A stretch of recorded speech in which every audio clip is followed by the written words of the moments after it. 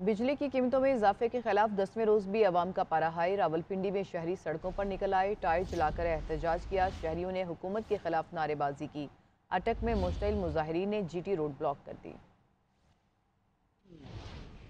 जायद बिल्स पर अवाम का एहतजाज खत्म ना हुआ। टायर नजर आतिश, सड़कें ब्लॉक। जमात इस्लामी को एहतजाज की कॉल देना महंगा पड़ गया। पेशावर पुलिस ने जमात इस्लामी के कायदीन के खिलाफ मुकदमा दर्ज कर लिया। FIR में जमात इस्लामी के रहनुमाओं पर इमलाक को नुकसान पहुंचाने, जबरदस्ती दुकानें बंद करने और ताजिरों को धमकियां देने के इल्जामात लगाए गए। पुलिस ने नामजद मुल्जिमान बहरुल्लाह खान समेत दीगर के घरों पर छापे मारे, मगर कोई गिरफ्तारी अमल में न आ सकी। जायद बिल्स और इजाफी टैक्सेस के खिलाफ 10वें रोज भी मुख्तलिफ शहरों में सार्फिन ने एहतजाज किया। रावलपिंडी और अटक में टायर जलाकर सड़कें बंद कर दी गईं। मुजाहिरीन ने हुकूमत के खिलाफ नारे लगाए। शुरका ने इस अज़्म का इजहार किया कि टैक्स वापस न लेने तक एहतजाज जारी रहेगा। महंगी बिजली के सताए अवाम ने सियासी रहनुमाओं का घेराव शुरू कर दिया है। फैसलाबाद में साबिक वज़ीर पानी और बिजली आबिद शेर अली इलाके के दौरे पर निकले तो खातीन बिल लेकर पहुंच गईं। लीगी रहनुमा ने जायद बिल्स की दुहाइयां देने वालों को दिलासा दिया और चलते बने। राजनपुर में वापडा हुकाम को लेट ट्रेडिंग की वजह पूछना पसंद न आया। मीटर रीडर से सवाल करने वालों के खिलाफ मुकदमा दर्ज करवा दिया गया।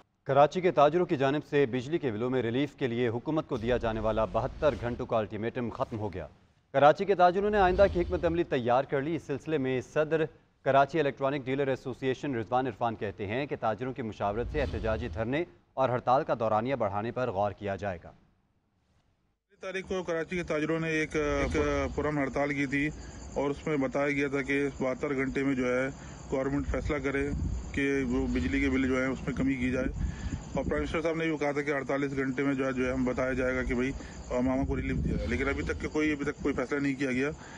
तो अब जो है हम एहतजाज का दायरा वसी भी करेंगे और जो सिलसिला होगा उसको आगे बढ़ाएंगे। इस सिलसिले में अब हमारी मशावरत होगी तमाम कराची के ताजरों से, फिर फैसला किया जाएगा कि आया कि अब जो हड़तालें जो है वो उसके दौरानियाँ बढ़ाई जाए या जो है वो आप समझ सकते हैं कि जो उसके धरने हैं वो किए जाए। तो अब जो है वो फैसला हम करने जाए। निगरान वज़ीर-ए-आज़म अवाम की परेशानी पर संजीदा नहीं, वो पाकिस्तान की बजाय IMF के वज़ीर-ए-आज़म लग रहे हैं। जमात इस्लामी का बिजली के बिलों में इजाफे के खिलाफ गवर्नर हाउस के बाहर धरनों का ऐलान।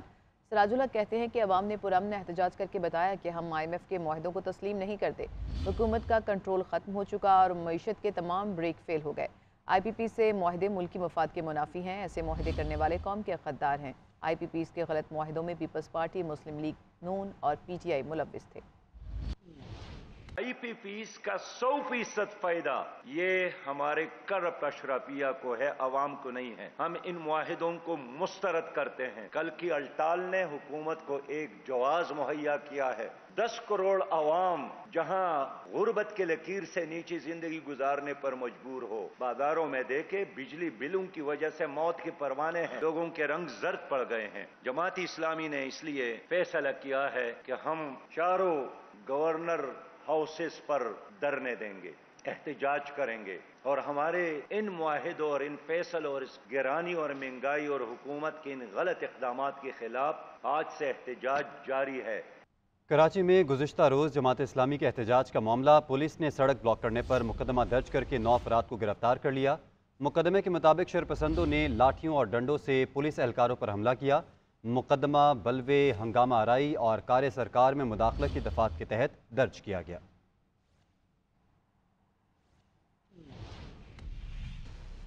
शुगर माफिया की चांदी हो गई है। चीनी ने भी डबल सेंचुरी मुकम्मल कर ली है। कोयटा में 220 रुपये और फैसलाबाद में 200 रुपये फ़ी किलो में बिक रही है।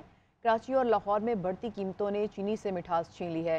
शुगर की कीमतें, जो शहरी हैं वो शुगर की कीमतों को लेकर बेहद परेशान हैं।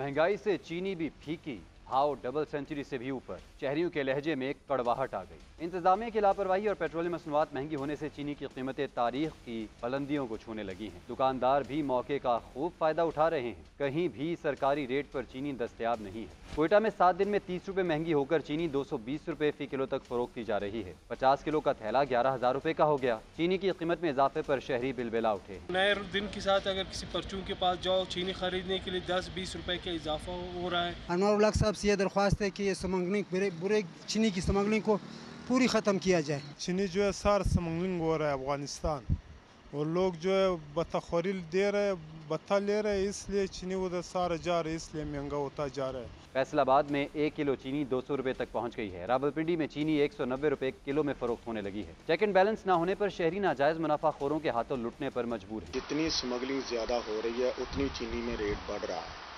चीनी उस वक्त इसका रेट नहीं रुकेगा जब तक ये स्मगलिंग नहीं रुकेगी और सट्टेबाजी नहीं रुकेगी। चीनी की कीमतों की यही सूरत हाल है। जब लेने जाते हैं 5 रुपए 10 रुपए 15 रुपए बढ़ा देते हैं। गरीब आदमी जो चीनी खरीदता था वो उससे भी रह गया। लाहौर में चीनी की जखीरा अंदोजी और ब्लैक मार्केटिंग पर काबू ना पाया जा सका। शहर में 1 किलो चीनी का भाव 180 रुपए हो गया। कराची में चीनी 185 रुपए किलो में फरोख्त होने पर शहरियों की गुफ्तगू से खत्म हो चुकी है। निगरान हुकूमत का दावा है कि चीनी का कोई बहरान नहीं, ताहम ज़राई मुल्क में आवाम को सस्ते दामों चीनी ना मिलना लम्हा फिक्रिया।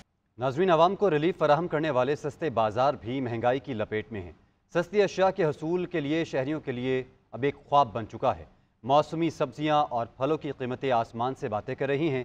ओपन मार्केट में सब्जियों की ज़ायद नरखों में फ़रोख्त जारी है। सरकारी कीमतों पर अमल दरामद कराने में ज़िले इंतज़ामिया नाकाम दिखाई दे रही है। तफसीलात के लिए देखते हैं अदनान भट्टी की रिपोर्ट।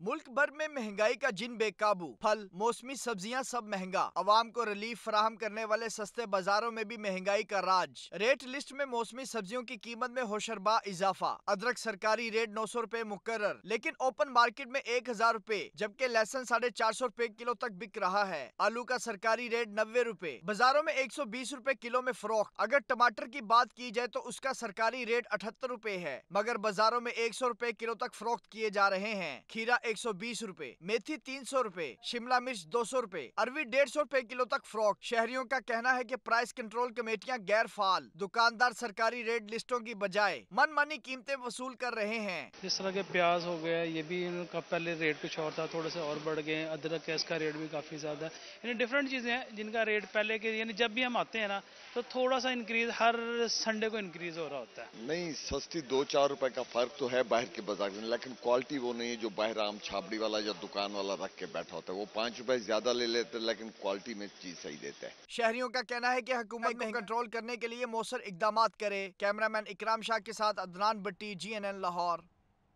नैब लाहौर ने साबिक वज़ीर-ए-आला पंजाब परवेज़ इलाही के प्रिंसिपल सेक्रेटरी मोहम्मद खान भट्टी को गिरफ्तार कर लिया है। नैब ज़राए का कहना है कि मोहम्मद खान भट्टी को करप्शन के इल्ज़ामात में गिरफ्तार किया। नैब लाहौर की टीम ने मोहम्मद खान भट्टी की गुजरांवाला जेल से गिरफ्तारी डाल दी है। नैब टीम आज एहतसाब अदालत में पेश करके उनका जिस्मानी रिमांड हासिल करेगी। पाकिस्तान मुस्लिम लीग की चीफ ऑर्गेनाइज़र मरीम नवाज से अमरीकी सफ़ीर डोनाल्ड ब्लूम की मुलाकात हुई है। मुलाकात में दोनों ममालिक के दरमियान तवीलुल मुद्दती 2 तरफ़ा ताल्लुकात की अहमियत पर तबादला ख्याल किया गया। अदालती निज़ाम के लाडले को बाहर जाने की क्या ज़रूरत है? साबिक वज़ीर दाखिला राना सनाउल्लाह कहते हैं कि आलमी अदालती इंसाफ जाने का मतलब पाकिस्तान को आलमी कटहरे में खड़ा करना है। ये मकरूह काम सिर्फ मुल्क दुश्मन और उनके कारिंदे करते हैं। कठपुतली को पाकिस्तान की आलमी बदनामी के लिए इस्तेमाल किया जा रहा है। इनके इस इकदाम से फ़लस्तीन और कश्मीर के इंसानों के हकूक़ गस्ब करने वालों को दिली खुशी हुई है।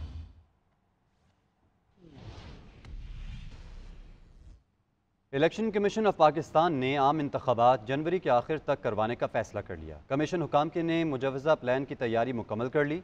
सियासी जमातों ने इलेक्शन कमीशन को RO से मुतालिक अपनी तजावीज़ से भी आगाह कर दिया। तफसीलात देखते हैं इस रिपोर्ट में।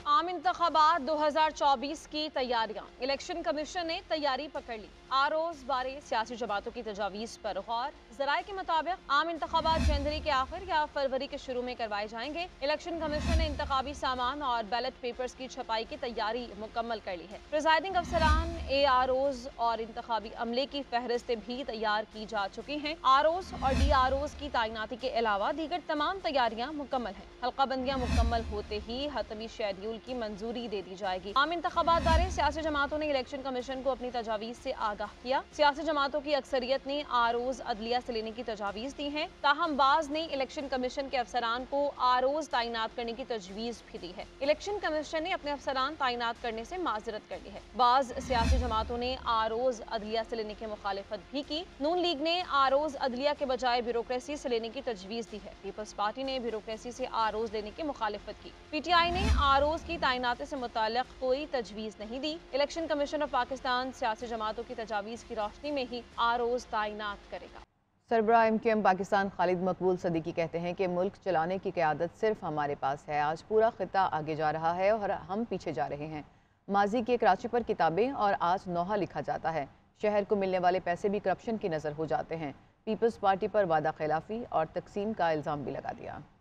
हमारे खिदमत खल्क का जज्बा करेगा, हमारी मेडिकल एड खिदमत के जज्बे के तहत करेगी। एमकेएम के जिम्मेदारान और हम सब मिलकर चलाएंगे, ये चला के दिखाएंगे और जिस दिन मुल्क हवाले हुआ वो भी चला के दिखाएंगे। जागीरदाराना निजाम जागीरदारों और सनतकारों का था, सनतें भी जागीरदारों को के हवाले कर इस मुल्क को 200 साल पीछे कर दिया गया। आज ये पूरा खित्ता तरक्की कर रहा है, लेकिन अफगानिस्तान भी आपको पीछे छोड़ के जा रहा है। संसार के कराची को लोग देखने आते थे दुनिया से, किताबें लिखी हैं जिसने, आज के कराची पे नोहा लिखा जाता है। Welcome back. आपको बताएं कि कराची में गटर के गायब ढक्कन बच्चों के लिए मौत का कुआं बन चुके हैं। सिर्फ अगस्त के महीने में 2 कमसिन बच्चों की अलमनाक मौत वाक़ई हुई है। शहरी इल्तिजाएं कर रहे हैं, खुदारा ढक्कन लगा दें, तो मेयर कहते हैं ढक्कन COD पर पड़े हुए हैं, कोई लेने नहीं आता। तफसीलात साकिब आलम की रिपोर्ट में। ये तस्वीर उन प्यारे प्यारे बच्चों की हैं जो घर से खेलने निकले और गली में खुले गटरों में गिरकर माँ बाप को जिंदगी भर का दुख दे गए। बच्चे भी गिर जाते हैं इसके अंदर, छोटे छोटे बच्चे भी गिर जाते हैं। रात का टाइम होता है, अंधेरे के अंदर कोई नजर ही नहीं आता इसके अंदर। मेमन गोट का नौमान और मवाज गोट की उमरा की अलमनाक मौत ने चुप का रोजा रखे शहरियों को एहतजाज पर मजबूर कर दिया। रज़ाकाबाद के अब्दुल्ला गोट में सानेहा रोनुमा होते होते रह गया जब 2 बच्चियां उबलते गटर में डूबने ही वाली थीं कि अहले मोहल्ला की नजर पड़ गई। मकीन बताते हैं कि इलाके में किसी गटर का ढक्कन सलामत नहीं। ढकने नहीं लगाते, बस खुला हुआ है। बच्चे गिरेंगे, बूढ़े गिरेंगे, जवान गिरेंगे। सारा ये देखो कूड़ेदान बना हुआ है। यहाँ की सफाई करवाए, न पानी न बिजली न गैस, सब चीज के लिए परेशान है यहाँ पर। मज़ाफात का तो बुरा हाल है ही, मगर अंदरूने शहर भी कोई पुरसाने हाल नहीं। लाइंस एरिया और मौलिका इलाके देख लें, मेन होल्स के ढक्कन नायाब हो चुके हैं। शहीद मिल्लत रोड और बादराबाद जैसे पोश इलाके के मकीन इसी मसले से 2-4 हैं। शदीद अवामी तनकीद पर मेयर कराची ने वाटर बोर्ड के तहत COD पर गटर के ढक्कन बनाने का कारखाना लगवा दिया। कहते हैं गटर के ढक्कन तैयार रखे हैं, कोई लेने ही नहीं आता। आप अभी चले जाइए COD पे, आपको अभी भी ढक्कन पड़े हुए नजर आएंगे, लेकिन लोग जाके उठा नहीं रहे। वाटर बोर्ड का स्टाफ भी, और मैंने 3 UC चेयरमैनों को ये टास्क दी थी कि आप बैठे ताकि ट्रांसपेरेंसी के साथ इस चीज को चलाया जा सके। मोहतात अंदाजे के मुताबिक कराची में खुले मैन होल्स की तादाद 20 से 25 हजार तक है, जिसकी वजह से न सिर्फ हादसात मामले हुए हैं बल्कि सेवरेज सिस्टम भी मफलूज हो रहा है। कैमरा टीम के साथ साकिब आलम, GNN कराची।